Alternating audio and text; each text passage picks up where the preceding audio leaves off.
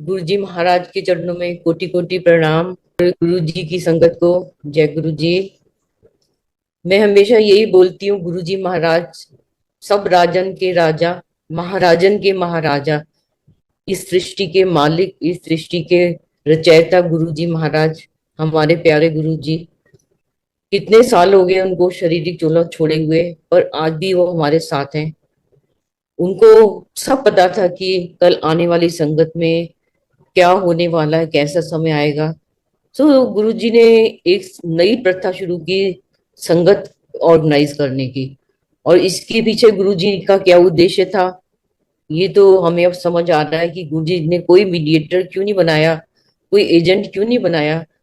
कि गुरुजी ने हमारी ऐसी सत्संग ऑर्गेनाइज करने की गाइडलाइन सेट करके दे दी थी, अपने बिल्कुल ठीक शरीर है रूप जी। में होते हुए, कि कोई भी उसको ऑर्गेनाइज करा सके उस सत्संग को। सो इस नियमों का पालन करने के लिए गुरु जी ने कुछ नियम रखे हमारे लिए, जिनको हमें ध्यान में रख कर ही हर संगत सत्संग का ऑर्गेनाइज करना चाहिए। जिससे ठीक कि है जी। हम, हाँ, जिससे हमें पता लगे कि हम गुरु जी के सच्चे रास्ते पर चल रहे हैं। सबसे तो पहले यही होता है कि हम ड्रेस कोड पे बहुत ध्यान रखने की जरूरत है। हम प्रॉपरली कवर होके जाएं, अच्छे कपड़े पहने जरूर, पर हमारी गुरुजी प्रेफर करते थे कि सूट सलवार में चुन्नी लें। चलो अब तो प्लाजो का टाइम आ गया, पर चुन्नी तो हम फिर भी ले सकते हैं। बिल्कुल। कि अब तो देखने में ऐसे आने लगा है संगत में कि वो पहनते हैं ड्रेसेस, ऐसी पहनती हैं, वो तो और कहीं भी पहन सकती है, अपने घर में भी, मार्केट में जा रहे हैं या और कहीं पे। पर संगत में आने की जो कुछ मर्यादा को हमेशा ध्यान रखना चाहिए। हमें तो कई बार डांट भी पड़ती थी गुरु जी से कि एक ही पाया है संगत जी। और जो प्लाजो है आजकल देखने भी आता है कि इतने छोटे होते हैं, एंकल से ऊपर तक, और जो बैठते हैं तो ऊपर ही गोडे पे चढ़ जाते हैं। फिर जो संगत लेडीज है वो उसको खींच के नीचे करती हैं। तो ये सत्संग की मर्यादा नहीं है। चाहे कुछ भी तुम बोलो, सब लोग पहुंच, कुछ बोलता फेस पे नहीं है, पर कमेंट जरूर होते हैं हमारे लिए। ये हमेशा ध्यान रखना चाहिए। तो क्यों ना हम आराम से बैठे वहां पे, चुन्नी लेके बैठ जाए, अपने कवर कर ले, पैर भी कवर कर ले, क्योंकि कई बार एसी इतना तेज होता है, सर्दी लगनी शुरू हो जाती है। तो इस जी। बात का बहुत ध्यान रखने की जरूरत है कि हम दुनिया में गुरु जी के संगत के नाम से फेमस है। और गुरु जी की श्रद्धा को, हम गुरु जी के प्यार विश्वास को हम ऐसे नहीं कर सकते हैं कि कोई बोले कि गुरु जी की संगत आज क्या से क्या बन गई है। तो ये बात बहुत ध्यान में रखने की जरूरत है।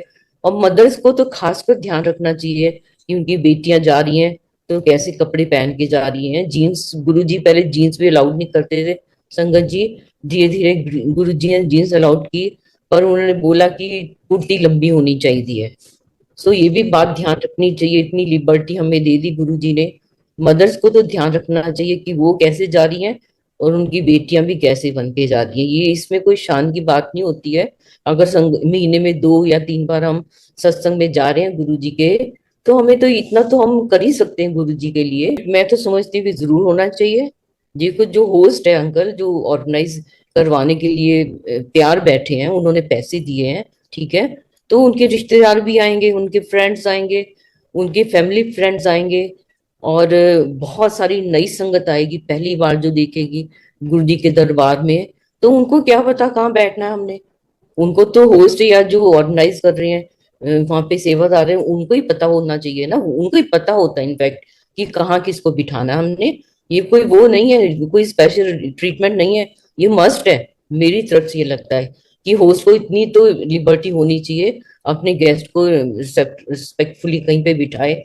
और दूसरा ये पुरानी संगत की है, देखो पुरानी संगत कई बहुत पीछे बैठी होती, जब उनको बोला जाता है, उनको अनाउंस किया जाता है आंटी सत्संग शेयर करो, तो वो कहाँ कहाँ से निकल के आती हैं, मैंने ये देखा है। सो उनको तो आगे बिठाना चाहिए, वो पता है कि सत्संग शेयर उनसे करवाना है, नहीं करवाना, फिर भी अचानक बोल देते हैं तो वो भी एकदम हो सकते हैं, निकल के आने में टाइम लग जाता है।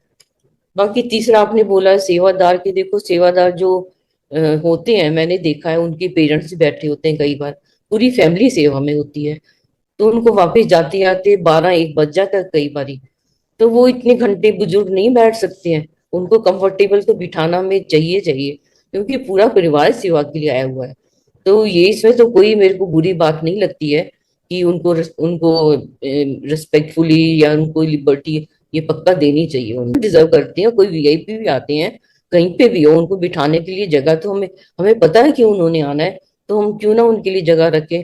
हम ऐसे नहीं कर सकते कि तुम उठो उठो, अब हमने इनको बिठाना है। ये तो पहले प्लानिंग होती है सारी। ये जब एम्पायर स्टेट में हम जाते थे तो मैं चार संगत के लोगों को इकट्ठे हम शेयरिंग करते थे, जिसमें से 8 चपाती होती थी हमारे लिए, एक दाल होती थी, एक सूखी सब्जी होती थी, चटनी प्रसाद या अचार प्रसाद होता था, मिठाई भी होती थी। कई बार 2 लड्डू है तो आधा आधा ले लेते, बर्फी होती शेयर कर लेते थे, सेवियों की खीर भी होती थी, दूसरी खीर भी होती थी। हम सब मिल के बांट के उसको प्रॉपर शेयरिंग करके खाते थे। अगर बाई चांस 9 चपाती आ गई तो हम चौथा चौथा हिस्सा हम 4 जने शेयर कर लेते थे। तो लंगर की मर्यादा तो इसमें जरूर है, एक सूखी सब्जी, एक दाल, चटनी या अचार, एक मिठाई या मीठा कुछ भी, 2 चपाती, ये तो बहुत जरूरी है। पूरी अपनी ऑप्शन है, देखो पूरी बना देते हैं, हाँ लोगों को पसंद आती है पूरी खानी, तो क्यों ना बनाया जाए, बनाओ उसके लिए भी। पर ये हाँ, गुरु जी के समय चावल नहीं कभी बनते थे। बनते थे तो कभी मीठे चावल, बहुत रेयरली मीठे चावल बनाए जाते थे। लंगर प्रसाद में नहीं हमें कभी सर्व किया, मेरी तो नॉलेज में ऐसा नहीं है कि मैंने कभी खाया हो ऐसे। जितना भी लंगर प्रसाद हमें मिलता है उस समय, तो सेवादारों को तो कम डालना चाहिए लंगर प्रसाद, क्योंकि कई बार लगता है कि एंजॉयमेंट कम पनिशमेंट सी बन गई है, कैसे खाएं इतना सारा लंगर प्रसाद। उनको बहुत थोड़ा थोड़ा ही डालना चाहिए, क्योंकि सेकंड सर्विंग तो होती है, मिल जाती है, तो दोबारा भी ले सकते हैं हम लोग। तो इस बात का ध्यान रखना चाहिए। और दूसरा, कोई भी नई संगत को लेके आता, मैंने पिछली भी बार भी यही बोला था कि उनको प्रॉपरली उनको बता के लाओ भी, कुछ झूठा नहीं छोड़ना। जल प्रसाद नहीं, चाय प्रसाद नहीं, स्नैक्स प्रसाद नहीं, सब कुछ तुमने वहीं पे खाना है। ये तो मेडिसन है हमारी हर एक बीमारी की, उसमें गुरु जी की ब्लेसिंग्स हैं। और जरा सी भी हमने चाय प्रसाद छोड़ दिया तो क्या पता लास्ट घूंट में हमारी ब्लेसिंग थी जो हमने छोड़ दी। तो ये तो एक डिवाइन प्रसाद है गुरु जी के दरबार में जो मिलता है। धरती पे कहीं ऐसा प्रसाद मिलता ही नहीं है संगत जी, जो गुरु जी के दरबार के में मिलता है हमें। क्योंकि बैकुंठ है, गुरु जी खुद बोलते थे ये बैकुंठ है, यहाँ तुम बैठे हो ना, अपने गुनाह बख्शा लो यहाँ बैठ के। इससे आसान रास्ता कोई नहीं हो सकता इस धरती का, इस कलयुग का। तो संगत जी, हम तो बहुत किस्मत वाले हैं कि हमें तो कुछ करना ही नहीं पड़ता, हमने सिर्फ पहुंचना है। और क्यों ना हम टाइम से पहुंचे, टाइम से 20 मिनट पहले पहुंचे। ये तो बहुत एक टॉपिक है कि ना संगत बहुत लेट आती है, इतनी लेट आती है, और फिर इधर उधर देखती है कहाँ बैठना कहाँ बैठना, तो कैसे बैठेंगे, जगह तो फुल है। तो क्यों नहीं जल्दी आते हो? ये तो ना बार बार दोहराने की चीज है ये, क्योंकि संगत को तभी असर होएगा कि क्यों नहीं टाइम से पहुंचते। मैं हमेशा बोलती हूँ, ना तो ट्रेन वेट करती, ना तुम्हारी फ्लाइट वेट करती है, फिर तुम गुरु जी के लिए गुरु को क्यों वेट कराते हो? तुम कोई वीआईपी हो? तुम्हें तो सबसे पहले पहुंचना चाहिए गुरु जी को वेलकम करने के लिए, है ना? तुम आराम से आ रहे हो, उधर मंत्र जाप भी चल रहा है, तब तुम आ रहे हो कि बैठना ना पड़े। तुमने तो पता ही नहीं तुमने कितने ब्लेसिंग्स खो दी। शब्द तुमने एक भी नहीं सुना बैठ के वहां पे, जो बहुत जरूरी है सुनना, जो हमारी आत्मा की खुराक है। सो ये शब्द भी जो आप पूछ सकते हो कि ये शब्द क्यों गुरु जी ऐसे चूज हाँ करते थे, जी। ये तो बहुत जरूरी है। क्योंकि गुरु जी महाराज, हम जब एम्पायर स्टेट में बैठे होते थे, एक शब्द को 4 बार लगवाते थे, 4 बार। और डीजे अंकल चेंज भी नहीं करते थे, गुरुजी के इशारे से ऑटोमेटिकली चेंज हो जाता था वो शब्द। हम तो खुद हैरान होते थे कि गुरुजी अपनी शक्ति से उसको चेंज कर देते थे, और वही शब्द 4 4 बार सुनवा देते थे। हम एक दूसरे को देखते थे कि ये क्या हो गया, अभी तो सुना था हमने। सो गुरुजी को सब पता है, और ब्लेस्ड जो रागी है, गुरुजी को सब पता होता था कि किस भाव से उसने वो शब्द को दिल की भावना से गाया है, कि उसको सुनते ही हमारी आत्मा में आनंद आना शुरू हो जाता है। एक ही शब्द को कितने रागी ने गा लिया आजकल, पर हमें वो सुन के इतना आनंद ही नहीं आता, सच पूछो लगता है कि ट्यून भी वैसी नहीं है, आवाज भी वैसी नहीं है, ना आनंद आ रहा है। सो ये तो बहुत जरूरी चीजें हैं। इसलिए तो गुरु जी ने गाइडलाइंस हमारी सेट करके दी, हमें कुछ करना ही ना पड़े, जो रास्ता सेट कर दी उसके पर ही चले। और जब 2 घंटे का सत्संग है तो उसके अंदर तो ब्लड शब्द ही लगाने चाहिए जो गुरु जी ने चूज किए हुए हैं। सत्संग के बाद तो गुरु जी कई बार पंजाबी गाने लगवा देते थे, कवालियां भी। गुरु जी कहते मैं ਤੁਹਾਨੂੰ साधु थोड़ी बनाना है, बस ਹੁਣ ਤੁਸੀਂ आ जाओ दुनिया च आ जाओ। सो ये गुरु जी तो इतने प्रैक्टिकल गुरु जी थे, वो सब समझते थे कि कैसे मैं इनको आनंद कैसे दे दूं, मैं क्या कर दूं इनके लिए। सो शब्द तो बहुत जरूरी है लगाने, वही शब्द लगाएं। पर आजकल संगत, गुरु जी संगत बहुत मनमानी वाले शब्द लगाती है, जो उनको भा रहे हैं ना वो लगाते हैं, जो गुरु जी को भा रहे हैं वो नहीं लगाते, उनसे कोई मतलब नहीं है कि हमने तो गुरु जी को बुलाया है, गुरु जी को खुश करना है हमने हमने संगत को खुश नहीं करना। संगत तो खुश तब हो जाएगी, गुरु जी तो खुश हो जाएंगे बैठे बैठे, संगत तो ऑटोमेटिकली खुश हो जाएगी। देखो, जो बड़े बड़े ऑर्गेनाइजर है ना, वो बहुत समझते हैं इन चीजों को, और वही ब्लेस्ड है। जो छोटे छोटे नए जो बन गए हैं ना ग्रुप, नए नए आ गए हैं ऑर्गेनाइज करने वाले, उनको वो ऐसे करते हैं, मनमानी करते हैं, वो जो उनको अच्छा लगा वो लगा दिया। उनको कोई मतलब नहीं कि संगत को आनंद आ रहा है कि नहीं आ रहा, और होस्ट को खुश कर रहे हैं, जो करा रहा है उसको खुश कर रहे हैं। ठीक है ना, गुरु जी महाराज से नहीं है, तो वो उनको ये इस बात की समझ ही नहीं है कि हम क्यों लगा रहे हैं। ये नहीं पता लग रहा उनको कि गुरु जी ने इतना आसान रास्ता हमारे लिए तय कर दिया कि तुम यही लगा लो, इतने काम कर लो बस। यही हमारा उनको प्यार लौटाने का, उनको उनका विश्वास लौटाने का, उनको मानने का यही तो आसान तरीका कि हम गुरु जी आपसे प्यार करते हैं, हम वही कर रहे हैं जो आपको पसंद है गुरु जी।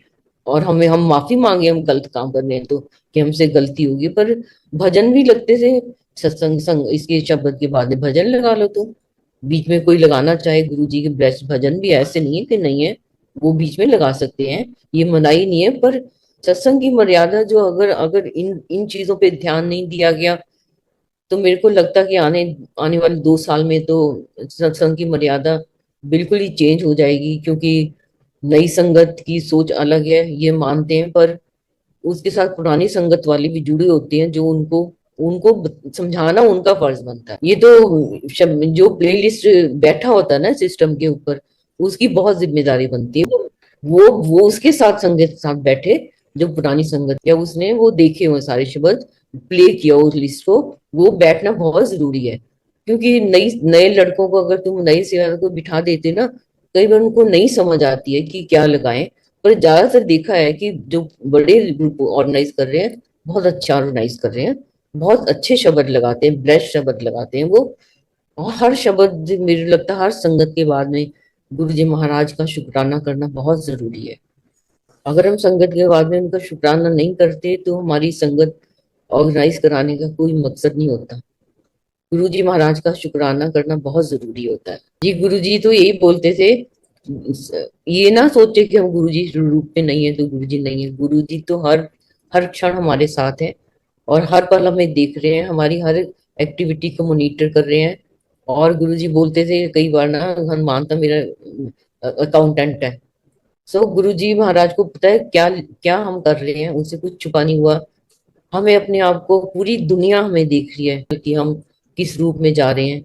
तो हमें तो एक मॉडल बन के दिखाना है दुनिया को कि हम गुरु जी महाराज की संगत है।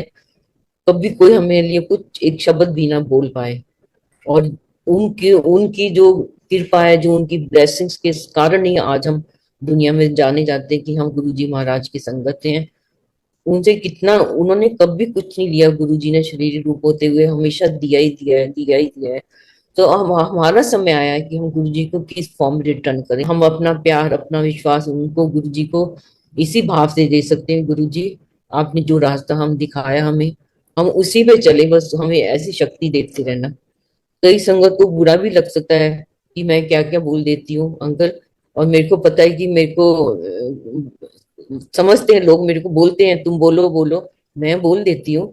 क्योंकि अगर नहीं बोलेंगे हम पुरानी संगत, तो फिर तो ये तो नियम सेट हो जाएंगे उनकी मर्जी के अकॉर्डिंग। आजकल ना एक ये भी नया ट्रेंड चल चुका है कि मैसेज डाल लेते हैं, कुड़ियो तू ऐदा कर ले, ओ पुत्र जी तू ऐ कर ले, तू 5 जगह फॉरवर्ड कर दे, नहीं तो ऐ हो जाएगा। इतने बेकार के मैसेज है, और इसको संगत को भ्रम करने का रास्ता ढूंढ लिया है। किन लोगों ने ढूंढा ये तो पता नहीं है, पर ये बहुत गलत रास्ता है। संगत अब मेडिटेशन नहीं कर रही है, सिर्फ मैसेजेस के ऊपर जी रही है। सच पूछो ना, उनको लग गया कि अगर फॉरवर्ड नहीं करेंगे तो ऐसे हो जाएगा, इसको तो हमने फॉरवर्ड करना ही करना है। मतलब वो क्या, मैं एक बात और कहना चाहूंगी, मैं ये कहना चाहूंगी कि आजकल ना किसी दूसरे के जो सत्संग है ना, वो छोटे छोटे करके ना किसी दूसरे के आवाज में मतलब कर रहे हैं वो। जो पुरानी संगत के सत्संग है ना, मैं तो ये मानती हूँ, वो फॉरवर्ड क्यों नहीं आ रही है। वो बोले ही मेरा सत्संग है, ये गलत बताया जा रहा है, ऐसा नहीं हुआ था। ये तो पुरानी संगत सुनती भी है, क्यों नहीं बोलती, उनको बोलना चाहिए कि बड़ा मंदिर बना था तो ऐसी चीजें नहीं हुई थी जो बताई जा रही हैं। तो जो नई संगत सुन रही है उनको तो लगेगा सच्चाई यही है। सच्चाई कब सामने आएगी? देखो सच्चाई को सारी दुनिया के सामने लाना, कि उस समय जो प्रेजेंट थे, बड़े मंदिर जब बना था, वो उनको आगे आना चाहिए कि ऐसे नहीं ऐसे। और कई संगत के सत्संग, कोई दूसरा सत्संग शेयर कर रहा है, संगत शेयर कर रही है, क्यों कर रही है? ये लाइमलाइट में आने के लिए कर रही है। उसमें कितनी सच्चाई है उनको तो पता ही नहीं। उनको तो जो लिख के दे दिया गया वही पढ़ के सुना दिया उन्होंने। तो इन चीजों से संगत को बहुत दूर रखने रहने की जरूरत है। इसमें ऐसे कोई ब्लेसिंग नहीं मिलती गुरु जी की। गुरु जी तो सब देख रहे हैं हम कर क्या रहे हैं। गुरु जी की ब्लेसिंग तो तब मिलेगी सच्चे भाव से, गुरु जी से कनेक्ट हो जाए, डायरेक्ट कनेक्शन। तभी तो मीडिएटर गुरु जी को बनाया नहीं। वो बना ही सकते थे, कितनी मीडिएटर बनाते। पर आजकल तो सब चाहते एजेंट बनने के लिए। सो थैंक यू, आपका बहुत बहुत शुक्राना। आपने मुझे एक मौका दिया फिर से। ये गुरु जी महाराज की अपार कृपा है मेरे के ऊपर। जय गुरु जी। संगत जी, कोई गलत बोल दिया हो तो मैंने, मेरे को क्षमा करना। शुक्राना गुरु जी महाराज।